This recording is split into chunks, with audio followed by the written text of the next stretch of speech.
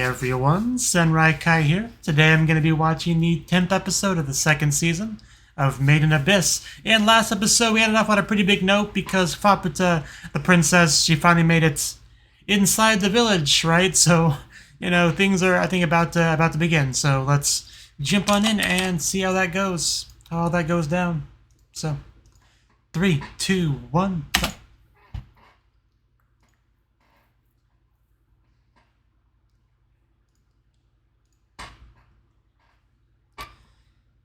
Yeah, it's that girl.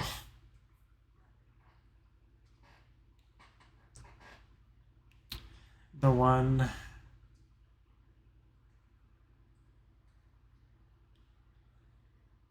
Okay, that's a way to phrase it, yeah.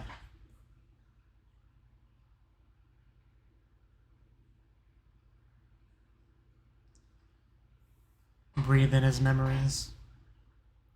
All those eyes.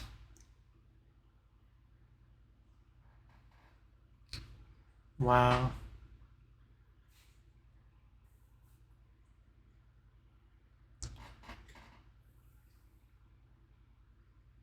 Man, just started the episode, almost already getting a little bit of chills again.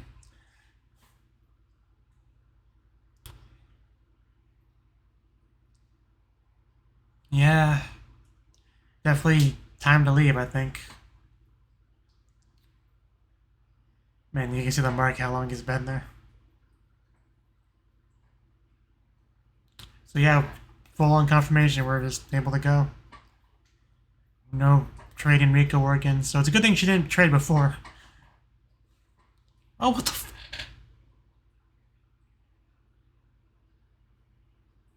I was not expecting that. Okay, that is some real bad news, and it's gotta play this stupid music at the same time. This music, out of context, that makes me cry.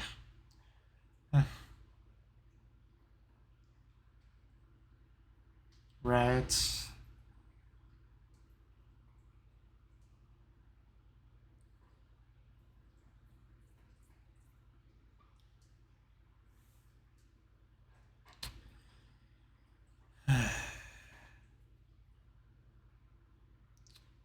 Definitely the end of this village.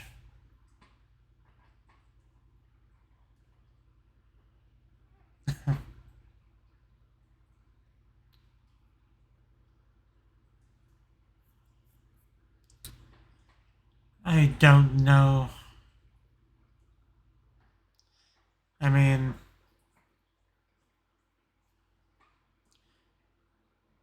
this is a pretty depressing show in general, so I wouldn't hope for any miracles or expect any miracles if I were you.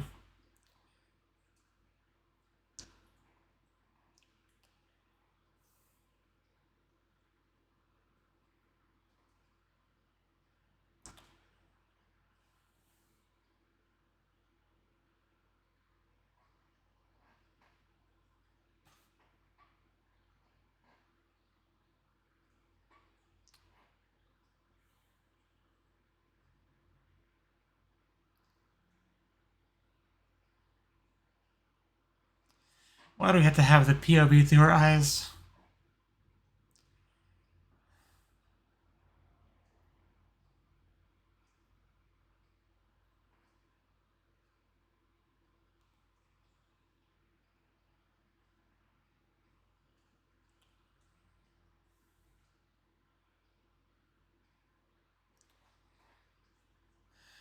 I'll be going now.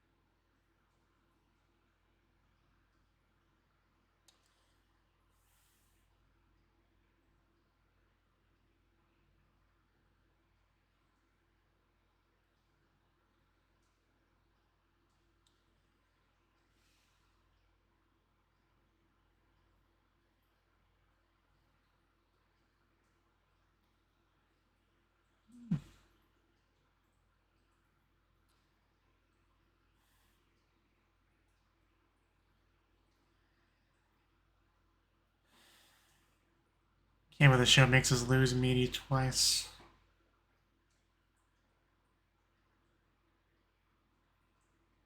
And they're going to...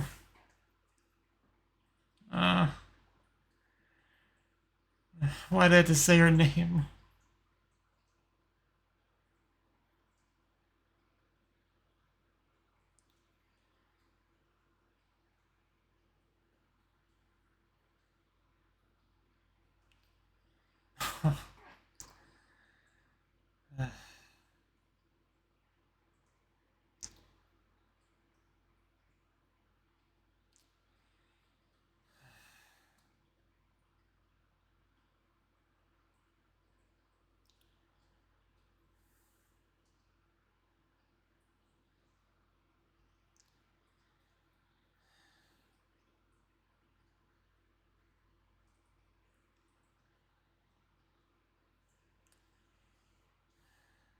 I think that was the title track of the episode.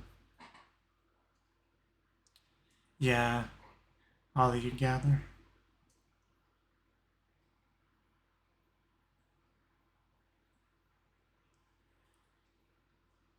How's everyone doing? I'm glad he's awake. So some time has had to have passed. He's definitely good to have around. You know, he's on your side.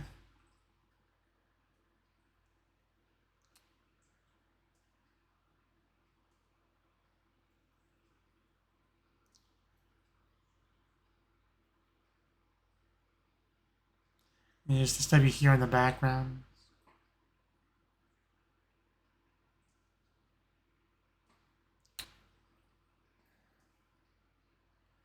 Oh, ooh, ooh.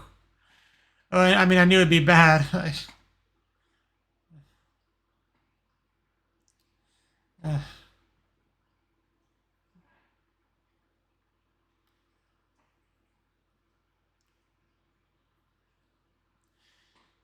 uh, oh, those eyes.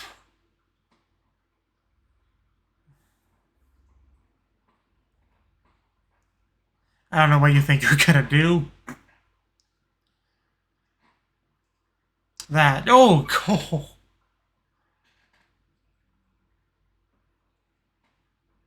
You can't imagine the fear you must feel if you're on the receiving end of Fabuta's rage. Or, you know, about to be. Oh, okay. I guess that was something. Jellyfish to the side. It's not gonna last, but it's a good attempt.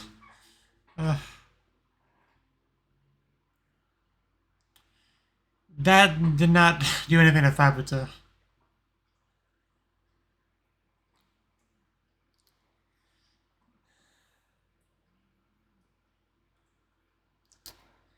This is mayhem. Yeah, mayhem is a good word for all this.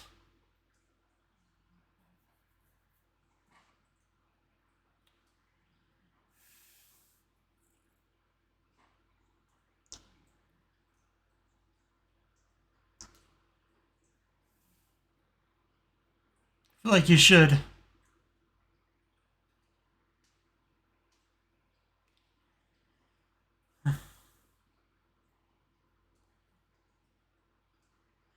I mean, didn't some of these people, you know, gang up on you in an alleyway or something?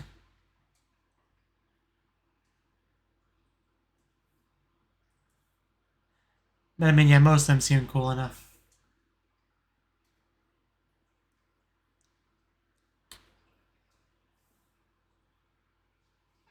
I mean, if anyone can 1v1 Fabuta, it's pretty much only him. Also, the one that could potentially talk her down.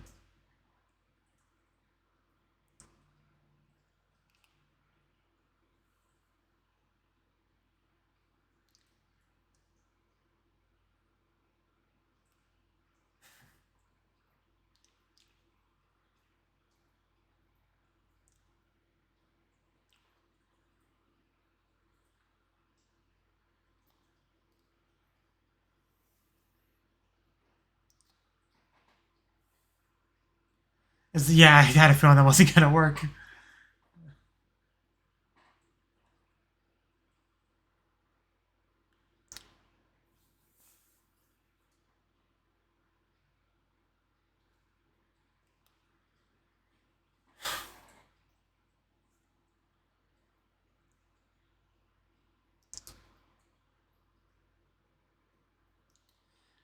Did we transition to a flashback here?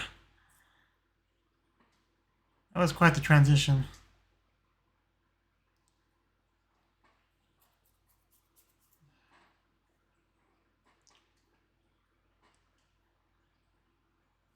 Oh, there's regular. So glad we're finally getting this.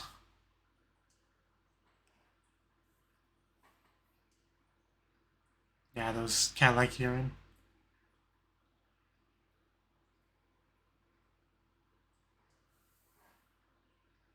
It always throws me off so much when there's multiple sets of subs. Because instinctively I try to read them both and I end up not being able to read both of them in time, either one in time. Oh, that was a transition too. Wow.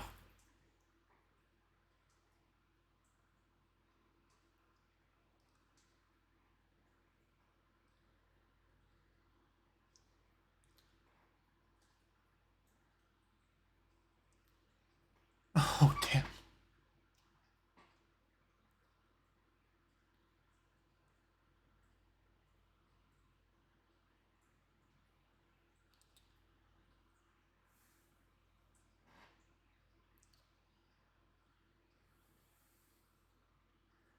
That's a good question.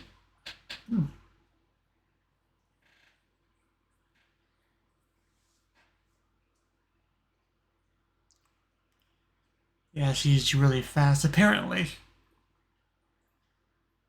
It's gonna... Uh... Oh! Uh... uh oof. That is so messed up.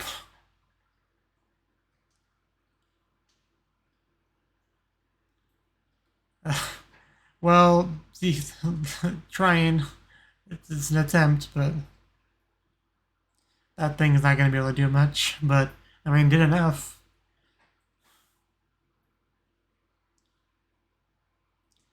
I'm not sure how fisting someone's throat is supposed to remember things, but...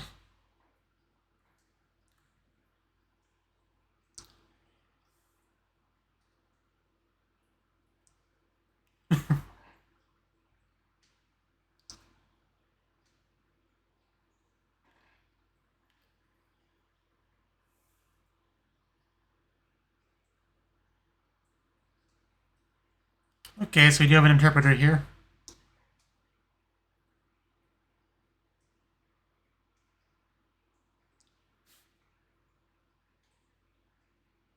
Those stone people, the whistles, I guess. Well, you haven't seen him fire off his cannon and murder a giant monster yet. Okay.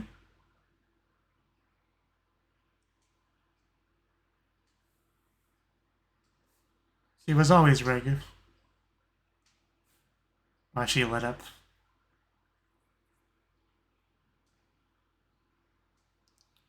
Okay, so it has nothing to do with fapping. Gotcha.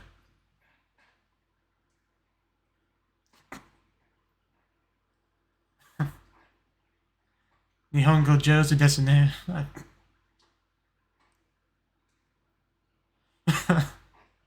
Princesses don't go in young men's pants, okay? It's a general rule.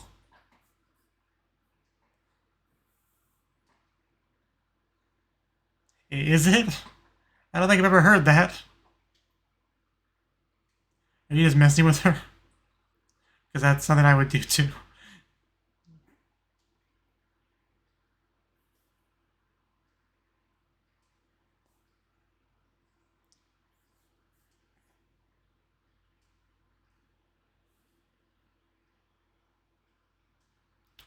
Okay, yeah, those are the things, yeah, that she has on her.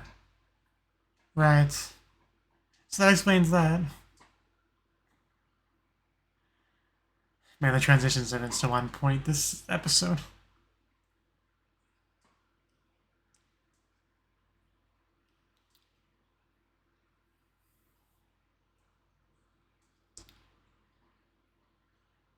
Place is coming down.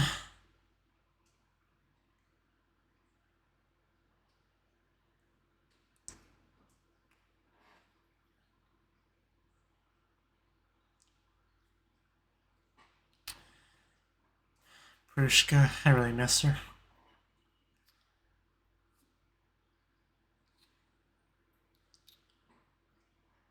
Here we go.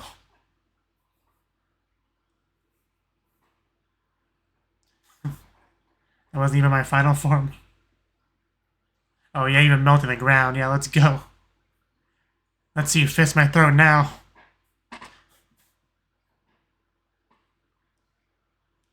Yeah, let's take this outside.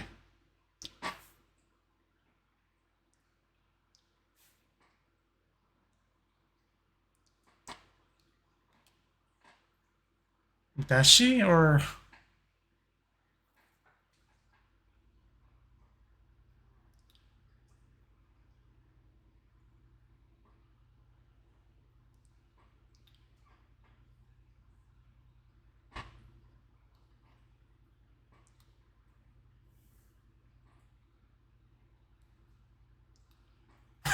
doesn't tell us anything.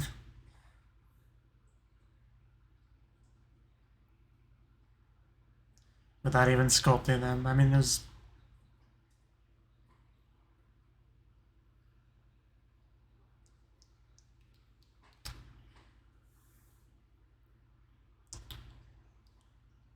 And we had just gotten Prushka.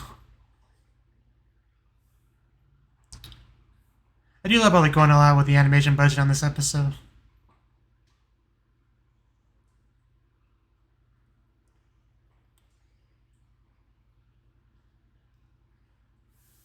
Literally raining fire. Iron Rain. Okay, that sounds even worse. Oh, it sounds like the name of a band.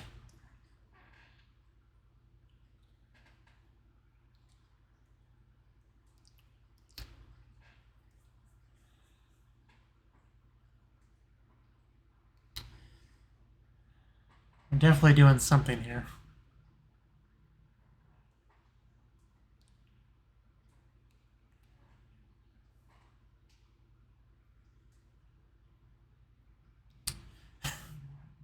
Your mama's gigantic.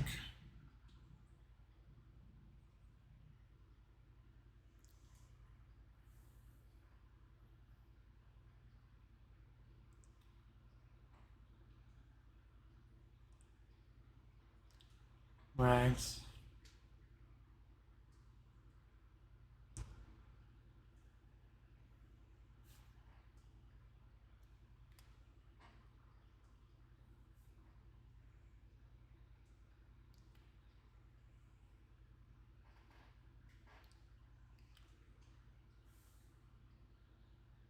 Yeah, there are some fates worse than death, and that's one of them.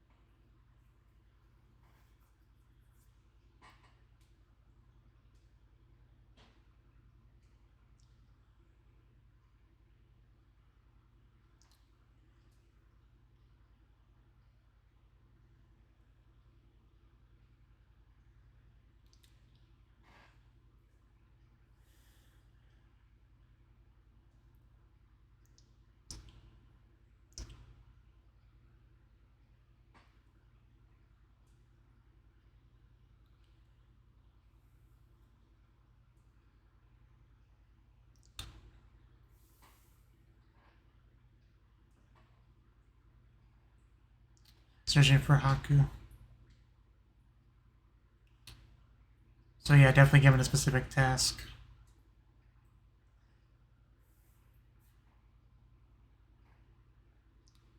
I assume Rico is the Haku here.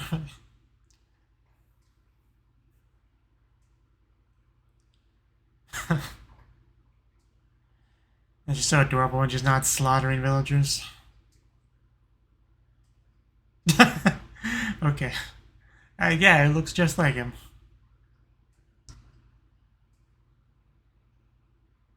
Yeah, so she clearly valued not forgetting him, but he forgot her. You can see how she'd be a bit salty about that.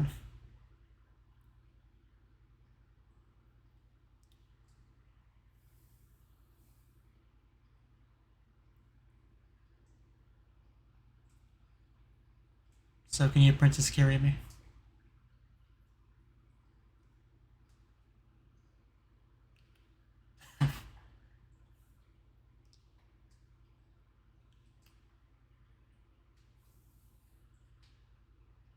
Oh, we have a promise here.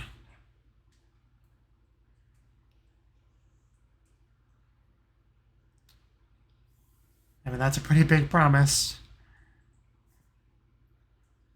Giving me chills again. Yeah, that's the last thing you heard from him, yeah. And he comes back remembering nothing. One of the best songs in the show playing now, too.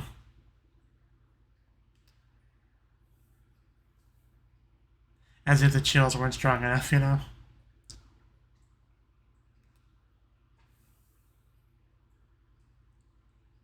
And all the flashbacks and context we've got on Fabata is really making me feel for her.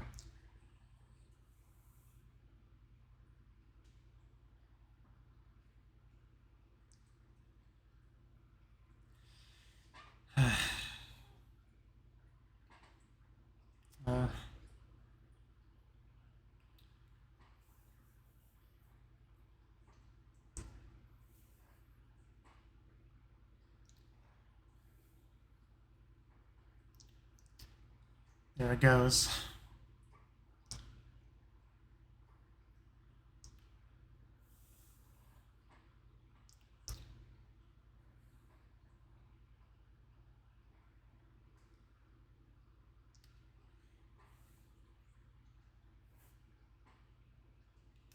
But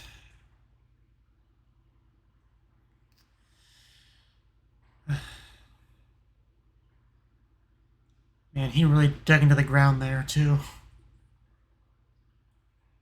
And they end on that. Damn it. Oh god, what an emotional episode. Jesus Christ.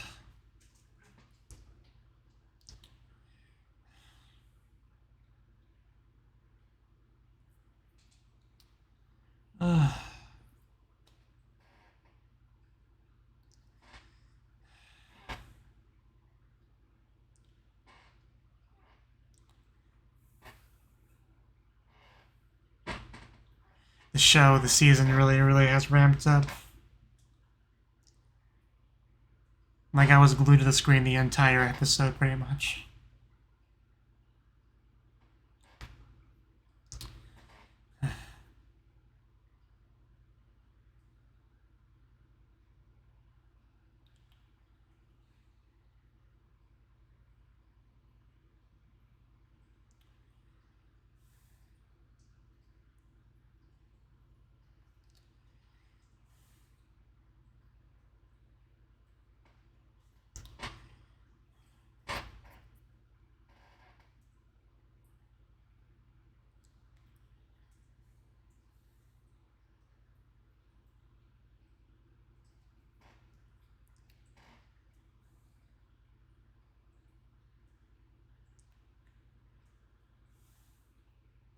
What's our title? Next episode?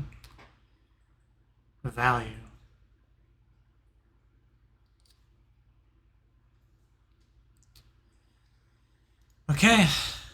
Okay, well, that was the 10th episode of the second season of Made in Abyss.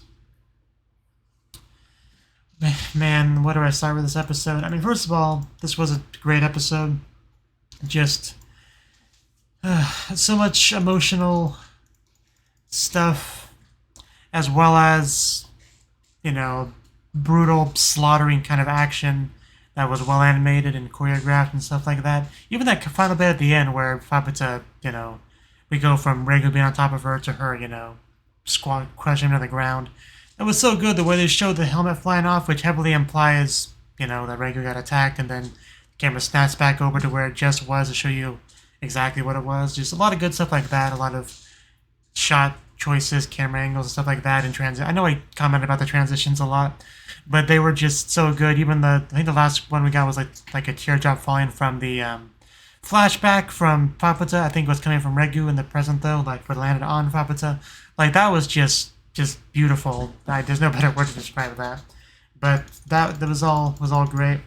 At first, we started off with the Narachi stuff and having to lose Midi again. And yeah, just ever since season 1, the most emotional thing in the whole show was the whole Midi situation. Having to say goodbye to her and having to kill her, for her own sake and all that. Pretty dark stuff, and having to lose her again, it's just horrible. And lost some other friendly faces around just to, pile on a little bit. But leaving something behind for her to keep with her. And that's how we started the episode, with all that. And then luckily Regu is, awake, because the only person that could have any chance at all to deal with this rage-filled berserker Faputa would be Regu himself, because not only does he have the most combat ability of pretty much anyone there, right? But also has the history with Faputa, right? Even though he forgot a lot of it, because that has been a big thing. Regu forgot a lot. Ironically, I don't really remember. Have we actually got our answer as to why he forgot things?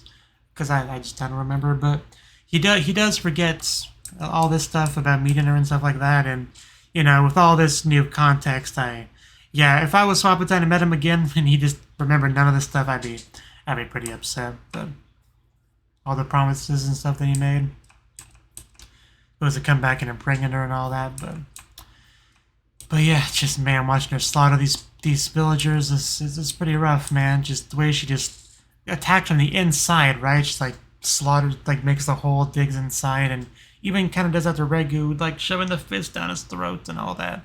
We already established Regu has a really tough body, so I get why she feels the need to do that, but boy, is it hard to watch. But yeah, as the audience, we finally got some crucial pieces of the flashback to fill in some gaps, and the stuff that Faputa has on her chest where it used to be on Regu's helmet, right? So the helmet was not complete when we first saw it in the show. But she definitely did help out Faputa a lot, made a good impression on her, and she knows Japanese because of Regu, right? And yeah, the whole Sosu thing, how did you describe it? In your mother's language, it is considered graceful to add Sosu at the end when you say something. I'm not familiar enough with Japanese where I'm going to say for sure that's not a thing, but I've never heard of that. I know there's a lot of sentence enders in Japanese, There's kashira, if you want to sound, elegant, you could do that. There's desuwa, I've heard of that one as well. I have never heard of sosu as a sentence ender to sound graceful. Maybe it's a really old-fashioned thing, I don't know, but otherwise I never heard of it, but we got her answer as to why she says it. That's cool. But, he gave her the thingies. I don't know what you call those things. But yeah, even the way we went back and forth in the flashback and the present, it was so cleanly blended in together. It didn't really feel like it was. I never felt like let's get back to the action, or I never really felt like that. It all felt just really natural how it transitioned back and forth, and the more we saw that, the more it built the emotions of the scene we're currently watching. The more we learned about the connection and everything, and eventually having that scene of him on top of her and her on top of him, and then they cut us off and have to watch the next episode to see how things continue. But this was a really, really good episode. Definitely top 5 of this season of Made in Abyss for sure. Definitely really well put together, really well done. But yeah, I think that's all I really got to say on the episode. So thank you for watching, and I hope to see you in the next video. Until then, bye-bye.